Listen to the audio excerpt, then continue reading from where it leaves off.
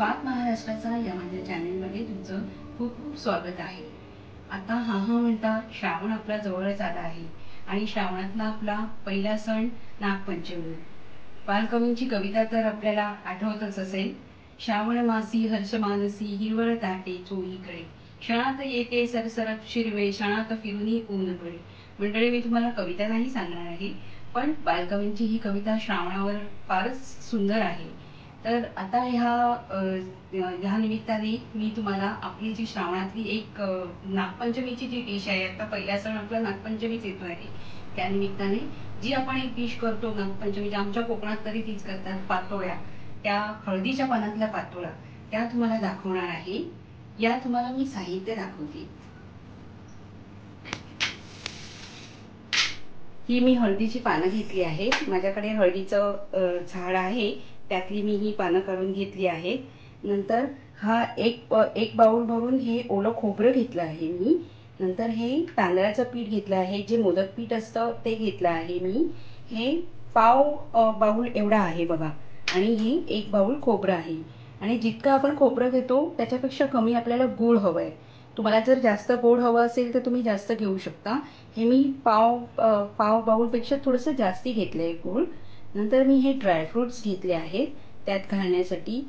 नंतर ही मी वेलची घेतली आहे, वेलची पूड आहे, ही 1 चमचा आहे, ही 1 चमचापेक्षा थोडीशी कमी आहे। नंतर हे मी तूप घेतलं आहे, थोडं आपल्याला सारणात तूप लागणार आणि या पिठासाठी पण लागणार। तर हे मी साहित्य घातलेलं आहे आणि आपण आता सुरुवात करूया कृती करायला। हे मी भांडं तापत ठेवलेलं आहे, यात मी थोडंसं तूप घालते।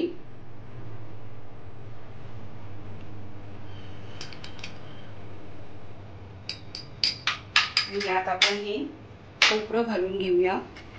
खोबरं मी थोडंसं परतून घेणार आहे यात।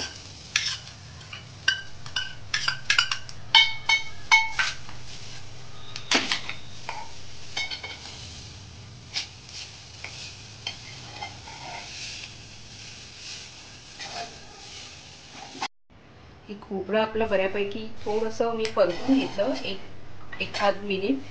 हे बघा परतलं आणि याच्यात मी हे आपलं जे ड्रायफ्रूट ठेवलं होतं ते मी बारीक केलं आणि त्यात घातलंय। आणि आता आपण गूळ घालून घेऊया।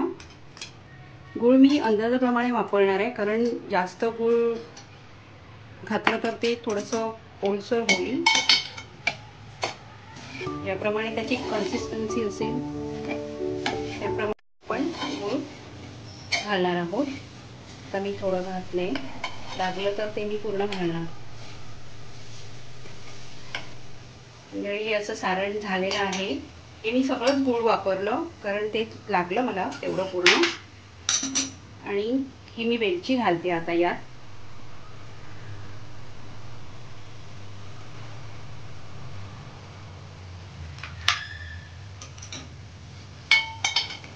जर असं परतून घेऊया।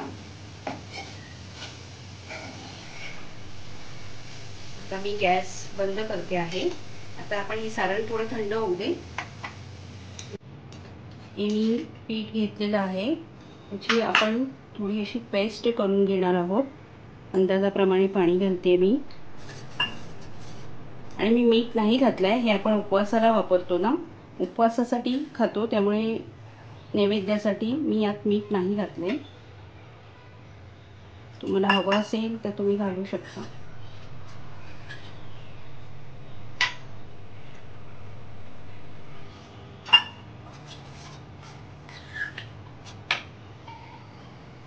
या पिठाची कन्सिस्टन्सी बघा कशी झाली आहे। ह्याच्यात मला पाव पेल्यापेक्षा कमी पाणी लागलं, कारण हे असं व्हायला हवं, थोडंसं जाडसर असं, आणि घट्ट पण नको आणि पातळ पण नको।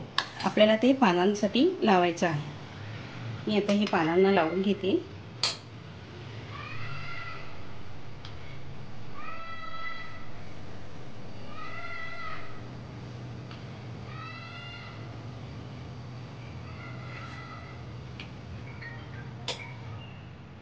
हे मी असं पानांना लावून घेतलेलं आहे।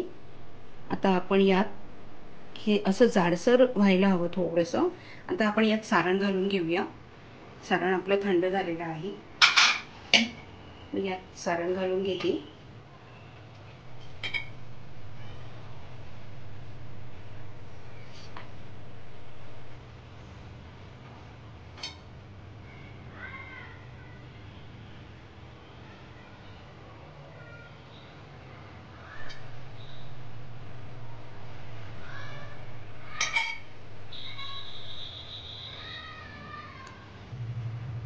आता मी हे असं चिकटवून घेतलं आहे दोन्ही पण.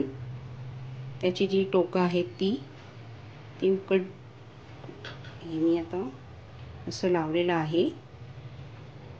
नंतर आपण उकडणार आहोत ते सगळे बाकीचे पण मी लावून घेते. हे मी एक अख्खं पान घेतलेलं आहे. मी आधी पानं कट करून कापून घेतली होती, पण हे एक अख्खं पान घेतलंय मी. त्याच्यात आपण ही घालूया. बाकीचे पानं माझी झाले आहेत घालून.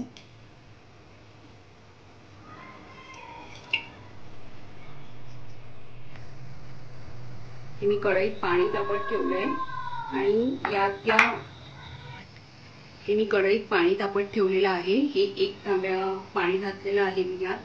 आणि यात मी ह्या मोदक पात्रामध्ये हे पातोळे ठेवणार आहे. ह्याच्यात मी ह्याच्यात उकडून ह्या स्टीमर, तुमच्याकडे जर स्टीमर असेल तर तुम्ही त्याप्रमाणे स्टीमरमध्ये ठेवू शकता. मी ह्या मोदक पात्रामध्ये ठेवणार आहे. आणि हे मी मोदक पात्रात असे भरलेत सगळे. आता आपण या कढईमध्ये ठेवूया. कढईतलं पाणी तापलेलं आहे, बऱ्यापैकी उकळले. असं आहे नागपंचमीची एक पूर्वापार आम्ही ऐकलेलं असं आहे की थोडा मोठ्यांकडून की एक भाजलेले पदार्थ खात नाही, भाजलेले किंवा तळलेले, म्हणून ह्या पातोळ्याला जास्ती महत्त्व आहे. उकडलेले पदार्थ खायचे असतात. पण आता ह्या धकाधकीच्या जीवनात हे सगळं आपल्याला मंडळी वेळ नसतो, पण काही गोष्टी आपण प्रयत्न करूया फॉलो करायचं. हे मी 20 मिनिटापर्यंत उकडत ठेवणार आहे. 20 मिनिटात हे होणार, मग आपण हे काढूया. हे आपण बघूया आता उकडलंय का. 20 मिनिटं झाली. मी गॅस थोडा बंद केलाय. हो, हे झालंय, उकडलंय. आता याला मला 20 मिनिटं लागली. तुमच्याकडे जर स्टीमर असेल तर त्याप्रमाणे जरा तुम्ही टाइम ॲडजस्ट करा. तयार आहेत आपले हळदीच्या पानातले पातोळे. तुम्हाला जर ही माझी पाककृती आवडली असेल तर लाईक करा, काही कमेंट असतील तर करा. माझ्या चॅनलला सबस्क्राईब करा तुम्ही जर नवीन असाल माझ्या चॅनलवर तर. मंडळी पुन्हा भेटूया अशाच नवीन एका सुंदर पाककृतीसह. धन्यवाद.